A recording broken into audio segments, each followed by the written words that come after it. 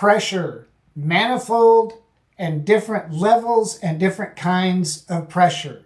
He gives us comfort in the pressure zone. He comforts us in all our tribulation, that we may be able to comfort those that are in any trouble.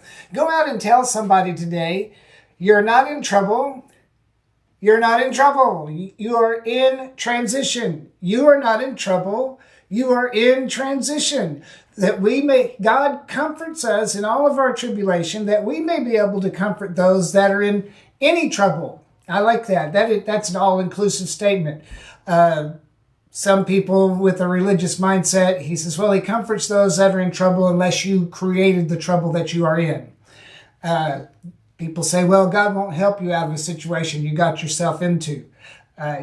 My response is there any other kind of trouble other than the trouble that you get yourself into?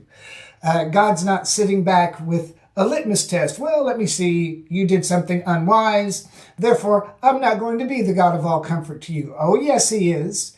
Even if you, by a lack of wisdom or even stupidity on your part, got yourself into a situation, no matter how egregious or difficult or complicated that may be, you may have created the pressure. What was it? Evangelist C.M. Ward said, it's a dirty bird that'll poop in its own nest. Well, how many of us have done that? We realize we created the problem that we wish we weren't going through. But God is telling us that because he comforts us in our tribulation, our pressure, that we can comfort those that are in any trouble. We don't have to say, excuse me, you got yourself into that, so I won't comfort you. No, we comfort those that are in any trouble by the comfort which we ourselves are comforted of God. In other words, go out and do for someone else what you want God to do for you. For as the sufferings of Christ abound in us, so our consolation also abounds by Christ.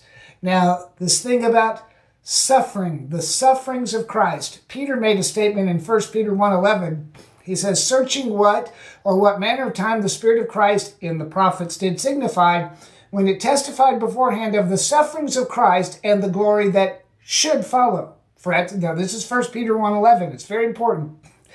When we're enduring suffering, there is a glory that should follow, but it doesn't always.